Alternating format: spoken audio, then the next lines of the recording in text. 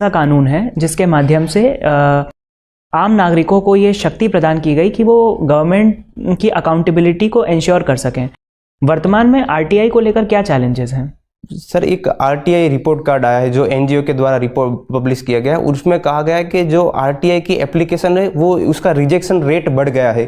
तो ये बात एक प्रमुख चैलेंज है। उसके साथ साथ जो आरटीआई के जो पेंडेंसी केस जो सीआईसी में देखने को मिल रही है, एक दूसरी ये चैलेंज है। और सर, तीसरी चैलेंज मुझे अभी भी लग रहा है कि लोग अभी भी आरटीआई के बारे में उतने जागरूक नहीं है। तो सर, ये है कि उसकी जागरूकता भी बढ़ाने पर सर प्रयास करना चाहिए। ठीक है, आपने कभी आरटीआई का इस्तेमाल किया है? सर नहीं सर, मैं नहीं कर पाया। आपको जानकारी है अगर किसी व्यक्ति विशेष को सरकार से कोई जानकारी प्राप्त करनी हो तो क्या तरीका है, कैसे आरटीआई फाइल करते हैं? सर, दो तरीके से कर सकते हैं। इधर जो ऑफलाइन में जो भी ऑफिस है वहाँ पर जाकर हम आरटीआई फाइल कर सकते हैं, या दूसरा सर मैंने अभी देखा नहीं पर मैं इस तरीके से जानता हूँ कि हम ऑनलाइन के थ्रू भी आरटीआई भी फाइल की जा सकती है। ठीक है, आरटीआई के माध्यम से जब सरकार या उसके किसी विभाग से कोई जानकारी प्राप्त करने की कोशिश की जाती है, क्या उसमें कोई अपील मैकेनिज्म भी होता है?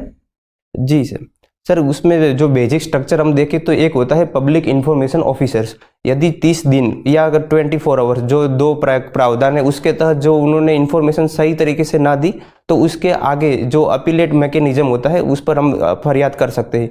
और यदि वहाँ पर भी सही तरीके से रिस्पॉन्स नहीं आया तो सेंट्रल इंफॉर्मेशन कमीशन, वहाँ भी हम अपील कर सकते हैं सर। ठीक है, क्या कोई एक्सेप्शन भी है आरटीआई एक्ट का?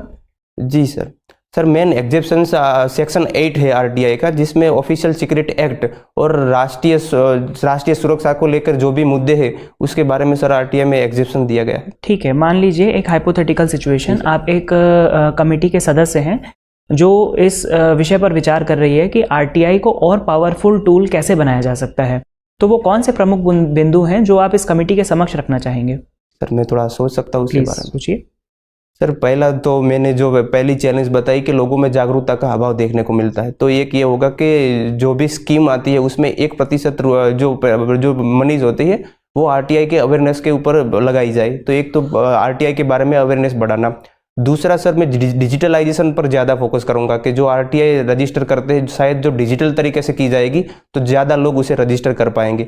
और सर, तीसरा है कि जब भी हम रिजेक्शन करते हैं या कोई भी ग्राउंड पे रिजेक्ट करते हैं तो उसके ऑफिशियल ग्राउंड देने की ज़रूरत है कि कौन से ग्राउंड पे उनको रिजेक्ट किया जाता है। जैसे कि सर, मेरे एक दोस्त ने आरटीआई फाइल की थी यूपीएससी में, तो यूपीएससी के कुछ मामले में उनको जानना था, तो यूपीएससी ने ऐसा कारण दिया कि ये हमारे डिपार्टमेंट में नहीं आता है, इस डिपार्टमेंट से आप मिलिए।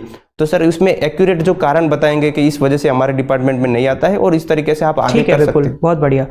विपुल, आपने फॉरेस्ट एक्सचेंज रिजर्व